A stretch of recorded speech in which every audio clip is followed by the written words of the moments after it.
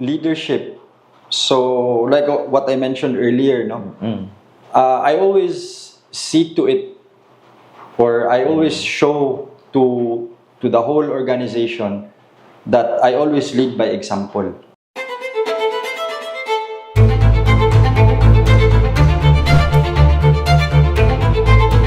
Unsa may nakita nimo nganong ni-engage ka ani nga negosyo?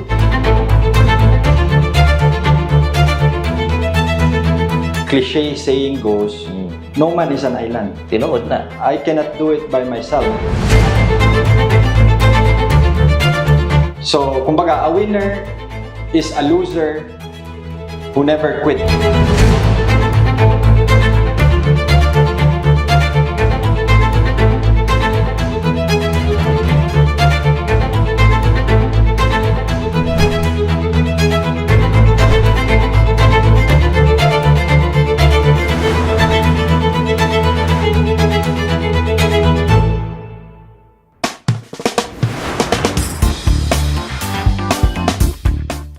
Good day everyone, nata karon sa Vineyard College and we are going to interview one of the businessmen in Cagayan de Oro City. And without further ado, let's go!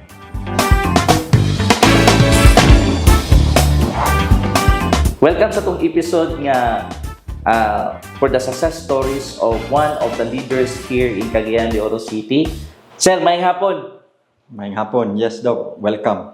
Maayong hapon. Maayong hapon. By the way, si Sir Anton de ay Eagles ni siya, so ako magkuya na lang ko. Kuya Anton. Ayan. Kuya Duki. Kuya Duki. Ayan. Kuya Anton, no?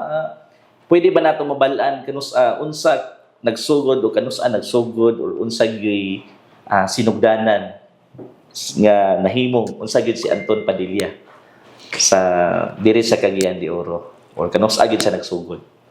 Okay. So, ako, natao lugar ko sa Iligan. Iligan.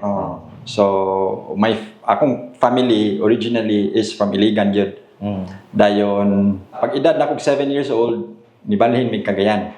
Okay. So, I remember kuan ko ato Kinder 2, grade 1. So, from there, from that time, diri na ako nagdako. Akong forming years, diri na dito sa Cagayan. Antod, nahuman ko high school.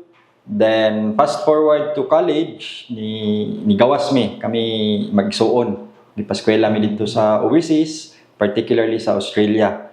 So, okay. I finished my bachelor's degree in Australia. Then, nakapuyo po ko dito, kuya, o 10 years. 10 years. Before ko ni uli. Dugay-dugay sa day ba? Yes. 10 years Dugay-dugay sad. Unya, sa among mag-igsuon, ako ang pinakaulahin ni uli.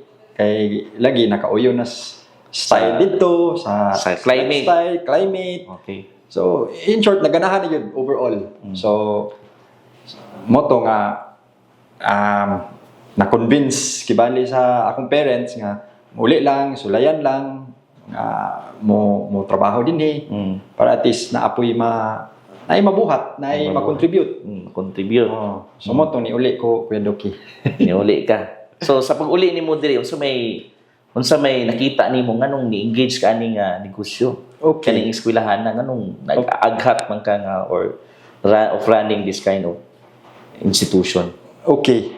Actually kaning Vineyard College gisugdan ni sa akong parents because nakita nila ang need lugar kay ang main business gid sa akong parents was an employment agency. Okay.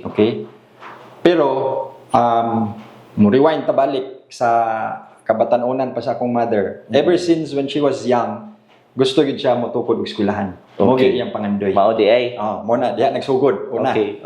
Dayon, syempre naminyo siya sa akong papa, nagkapamilya, nagtukod sila og negosyo nga manpower business. Kay prior to starting the business, nag-work man akong mother sa isa pod ka employment agency or manpower agency. So fast forward to 1991, natukod ang employment agency. Then, syempre, ga-evolve magyud ang need sa clients. Ga-evolve pod ang type of clients. Type of clients, including the markets. Yes. Diba?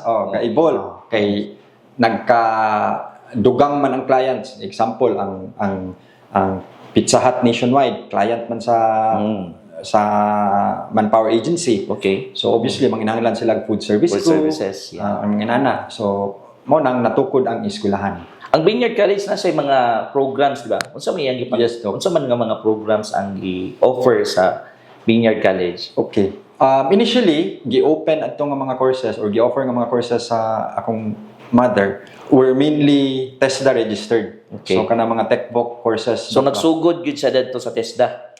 Yes, Okay. techbook courses kana mga tig 2 months, 3 months na intensive training. Okay. So mo na siya ang gisugdan kibali. Mm. And then again, as time went on kay pag fast forward to 2009, mo'y Okay. pag-uli nako. Okay. So syempre wala pa ko'y idea wala idea Right. how the how to the run industry works. how the industry works. Yes, because my background is not in education. Lagi no? Oh. So akong course nga gikuha was business communication. Okay. So even at that time, wala pa ta kabalo unsay akong hamang upay. Ana mo gyud no nga fresh graduate bitaw ka, wa ka kabalo kung kapadulong ba? Yes. Di ba? O wa ka kabalo unsa gyud ang akong gusto ani. Yes. No? So unsa paghuman nato na unsa naman dayon? So pag uli nako didto na dayon naghinahinay pod og kadugangan o program offerings ang, Okay. ang school. Nag-apply na po tag permit sa CHED, Commission Okay. on Higher Education. Kay momento nga we saw the need pod nga to offer CHED registered programs kay Okay. ang mga graduates pod sa TESDA sila man po moingon nga sir or ma'am mag-offer ta Mo proceed me. Mo proceed me di lang kay nga magpabilin mi diri sa among skills nga Yes. na-acquired but also to pursue higher education. Yes. Yeah. Okay. Maayo. Siyempre, naabya po yung mga students nga kuan gid ba kanang porsugido yung kay Porsugido, muskwela. oh. And not only that, for them at that time, for promotion, para Mm. makakuha high position Sa company. nga mas paspas o Yeah. sa company nga ila lugar gitrabaho. Applyan. Yes. Sabi no. So Oh. Sir Anton no, pilay population ninyo diri karon sa Vineyard? All in all, kung i-combine siya tanan, TESDA, namputay senior high doc sa DepEd o college, mudagan tag mga almost 2,000. When it comes to innovation, Kuya Anton, no, giunsa sa Vineyard College nga mo sustain siya karon nga tuiga since dugay na kita nag-start no. Yes. Siguro one of the innovations that the management did kay syempre ang although I'm the one in charge of the operations pero ang brain gid ani tanan is really the founder. Which is my mother, no? So I really work closely with her. So kapangayo taog sa ihang wisdom, di ba? Mo nay ingon nga in a society or in an organization for it to work, it has to have a mixture of the wisdom of the old and the exuberance of the youth. So that's how me and my mother lugar work together. Now, in relation to your question, Doc, nga, how did we innovate? So one of the ways we are innovating is to constantly seek or establish partnerships not only with the industries locally, but particularly overseas. Overseas. International. Yes, overseas international linkages ang among gusto yun i-strengthen. Sa grabing pagpaningkamot na-achieve yun lugar nato po ang partnership. So tag-seek partnership sa Australia, sa Canada, and now we are establishing our footprints na po in the Middle East. Yes, mo na nakagwapo diri no kay ang mga graduates nato, no, the moment mo graduate sila college, dili na sila maglisod o pangitag panarbaho, no? Kay they can be employed in international setting, right? Yes. Oh, so because of you, di ba? Because of this school, di ba? Sa mga pagdumala ni Kuya Anton. Di ba? By the way, Kuya Anton, with regards to success factors, unsa man nga mga success factors ang pwede nato ma-share nga nganong ang inani ka successful karon ang Vineyard College for how many years? Well, siguro the word success dili nako siya ginabutang sa kong hunahuna.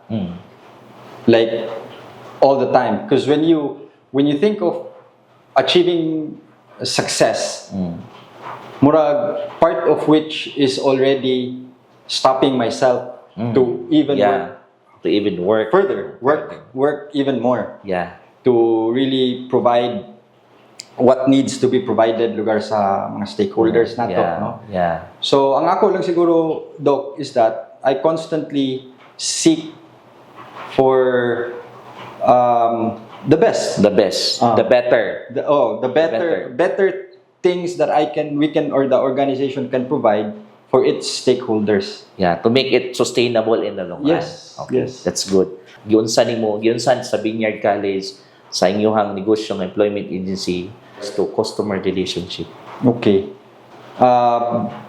Siguro, we really put so much emphasis on it kay the nature of business sa Manpower Agency and school is really relationship with people.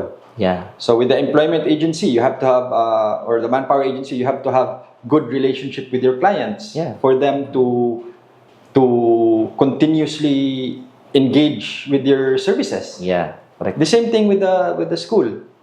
You have to constantly have good relationships with not only with your peers, with your team members, but also with your students.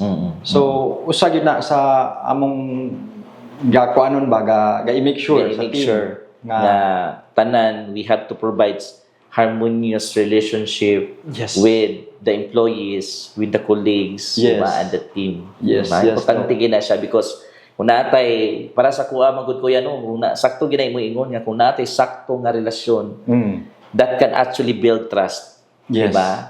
And without you, kung even though nga naa ka sa gawas or any location, they are working for your organization because of this loyalty and trust, because of relationship.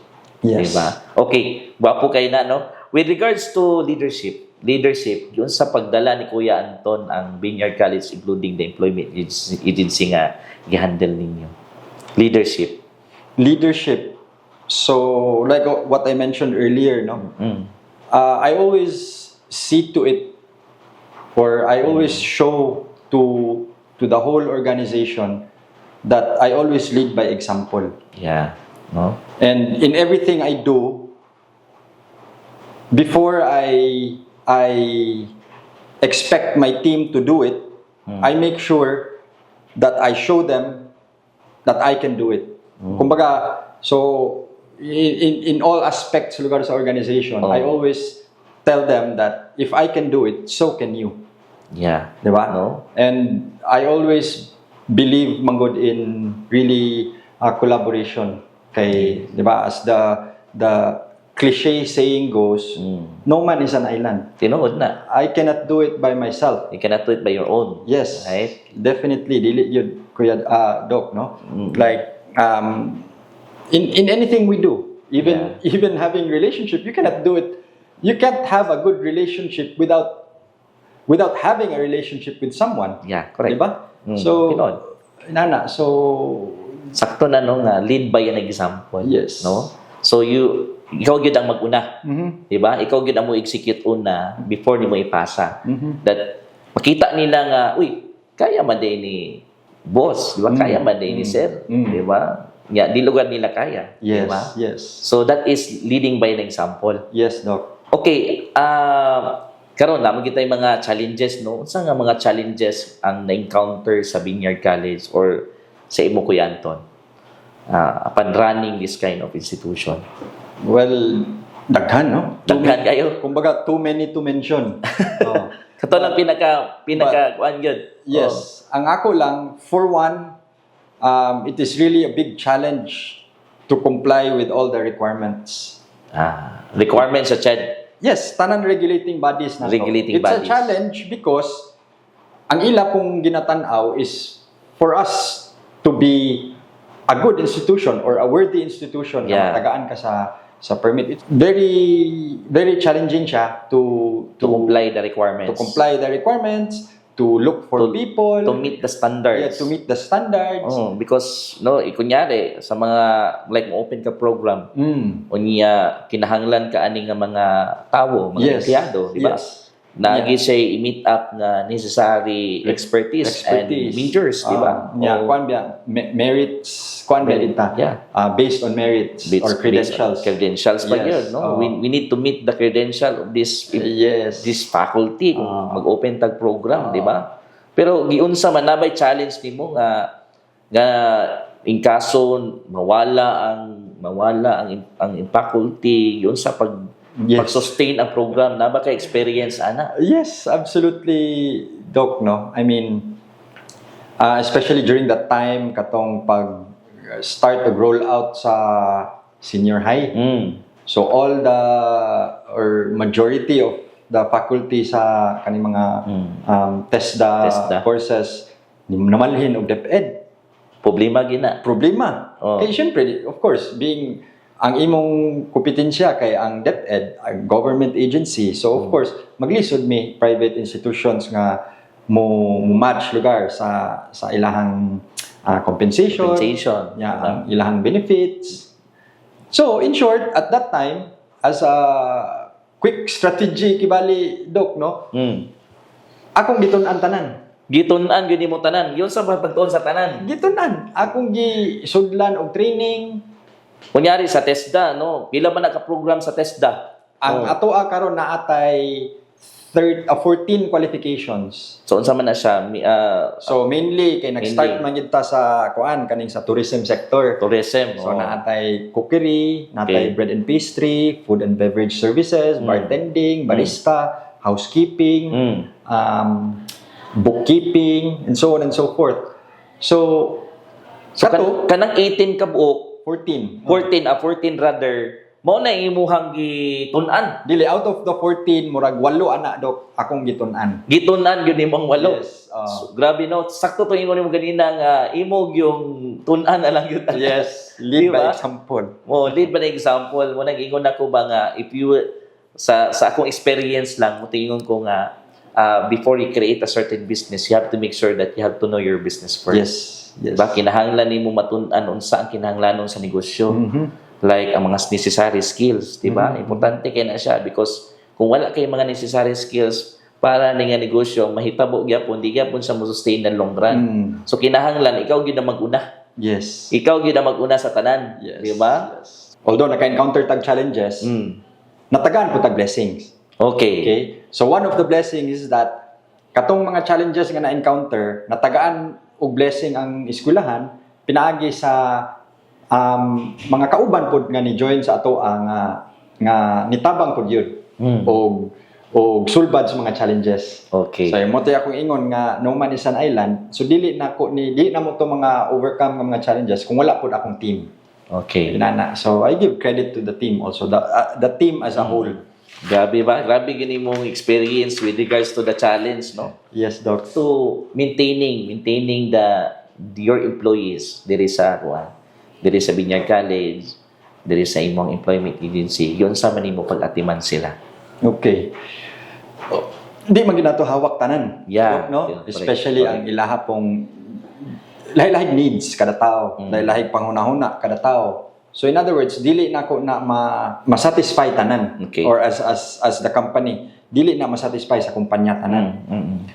Daghan kay sila, di ba? Now ang sa employment agency alone naatay almost 4,000 ka personnel spread all over the Philippines. Okay. Now, since dili man nato na ma-satisfy sila tanan, isa ray amo ag yung paningkamutan sa company, mapasa eskwelahan man or sa agency. We treat everyone rightly. Okay. Di ba? Fairly. Okay. Rightly and fairly. So, by doing that, it starts from there. Di ba? Like, you treat everyone rightly, you treat everyone fairly. It starts from there. Kung kinsa tong mo magpabilin nga magpadayon o tabang sa imuha, then supportahan. Now, katupong manghawa kay syempre lahi ang needs, lahi ang priorities. Wala walay meaning you have also to there's wala gitawag na to og kanang i-burn na to ang bridges, di ba? Wala. So, Dili you have to maintain also the good relationship to Yes. those employees na mahawa sa Yes, Doc. kumpanya, di ba? So, that's a good thing. That's a leader. Sa mga leaders nato or managers nato sa ubang mga industries, like katong nga nagunit gyud ang mga posisyon, unsa man imuhang mahatag nga advice nila? Ako lang, sa ako pong natunan Experience. through time, not only should you treat your employees rightly and fairly, but also know your main purpose. Know the goal of the organization. And from there, maka-establish mo system or ways on how to achieve the goal as an organization as a whole. Murag, kumbaga, wala ko'y makita nga rason nganong ma-derail Okay. ang pagdala sa isa ka manager ba ka, sa isa ka business owner. So, what about sa mga kabataan na nato, sa mga bagong graduates or nag-eskwela pa karon nga gusto mag-engage in business, unsa may imuhang matambag karon sa ilaha? Mo engage yung business? Mo engage in business. Okay. Kung mo engage mo og business, sa ako expect to lose many times. Grabe, no? Wapo kayo nga statement. Nga mapildi ka many times. Okay. Di ba? Ako, firm believer yung ko ani. A winner is a loser who never quit. Yeah, correct. I Diba? agree with that.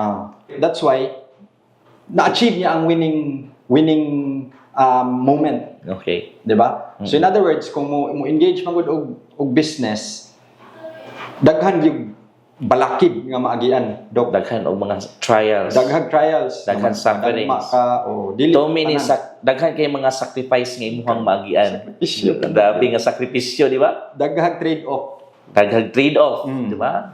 Grabe Dili siya sayon. So if you really wanna pursue your career in the business world or being an entrepreneur, ana yun, daghan yung kag sakripisyo, daghan kag ibaylo para makuha na nimo, ma-achieve nimo ma-achieve imong yun gusto. na nimo. Imuhang gusto. Wow, gwapo kayo imuhang Diba? sharing, Kuya Anton, no? Grabe kay ka fruitful ang imuhang sharing ani sa mua. Especially nga nakahatag kag insights karon sa atong mga kabatanunan o sa mga negosyante o katong mga managers nga Yes, Doc. nag-run sa mga negosyo karon or sa kumpanya, no? By the way, Kuya Anton, sa ato ang finale ani nga kuan, maybe you can also invite them, no? Sa nga mag-enroll sa Vineyard College, di ba? Okay. Well, Vineyard College is really driven by its goal of helping the youth to become successful. Okay. Okay? Not only in the employment sector, but also in the business world. Because we really want to mentor the youth or Yeah. our students to become, to excel in their fields. Right. So, with that, daghan mig among gina-establish nga mga partnerships para naagay options ang among mga estudyante, Dok, nga mo trabaho sila dito sa Middle East, sa Australia, overseas, mapabarko man na, sa cruise lines, sa cruise ships. Tabangan gid mo among mga estudyante. Tabangan gyud nga maplastra sila. Yes. Mo na nakagwapo karon sa Vineyard College kay murag para sa kuha kung eskwela dire, murag secured sa kuha nga part nga kanang makatrabaho yun ko sa other countries, Yes. di ba? Mga cruise ships, di ba? Mo na nakagwapo. So katong gusto nga mag-enroll, pag-enroll gyud mo diri sa Vineyard College, no? Kaya daghan sila programs labaw na sa TESDA nato, di ba? Yes. Sa pila ka ito kuya? Ang programs nato, Doc, sa TESDA alone nga kanang registered programs nato nasa 14 kabuok, 14, no? So mainly ang mga courses nato are kato akong gi-mention kanina nasa hospitality and tourism sector. So we have cookery, bread and pastry, bartending, barista, housekeeping, bookkeeping. Then naapon lugar ta sa construction sector gihapon. Kay the construction sector, as we know, it's a growing sector also. So naapon tay heavy equipment operation nga mga skills. Then on the other hand, sa atong CHED registered courses natay business business administration, hospitality management, and the newly opened program kaning Bachelor of Technical Vocational Teacher Education. Okay. So it's a board course. So education po na. So ang basically ang nailhan man yun sa kadaghanan, no? Elementary education, o secondary education. Yeah. So this one is mainly focusing on teaching the senior high school or junior or senior high school students. Uy, gwapo na.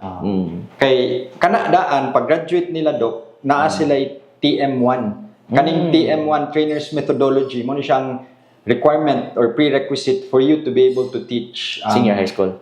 TESDA courses. Okay. TESDA. So kumbaga murag mao ng LPT sa techbook nga sector. Okay, na ba tayo mga scholarships diri? Yes, scholarship. Naatay mga scholarship under a few senators that we've had established friendships with. Naapoy scholarships under sa regional office of TESDA. So kung gusto sila mo anhi diri and then gusto sila inquire about scholarship mo visit lang sa diri sa Binyag College. Yes, okay. Diri man ang reservation. Okay, mo visit lang mo din sa Binyag College kay si Kuya Anton, si Sir Anton, willing ni siya mo cater sa inyong mga inquiries. Alright? No? So, Kuya Anton, salamat kayo sa imuhang time. Thank you for letting us nga makahimamat sa imuhang experiences of running the business, and salamat po sa imuhang time nga gitagaan gani nimo og kanang higayon nga ma-share nimo ang imuhang knowledge and expertise on the business side. Kaya Anton, salamat kaayo. Salamat po for being here nga usa lugar ko sa napilian nga inyong i-part aning program ninyo. So, kung namoy natun-an, please like sa among page, and then of course, follow po ang among page. So, salamat sa tanan nga viewers nato diya. Alright?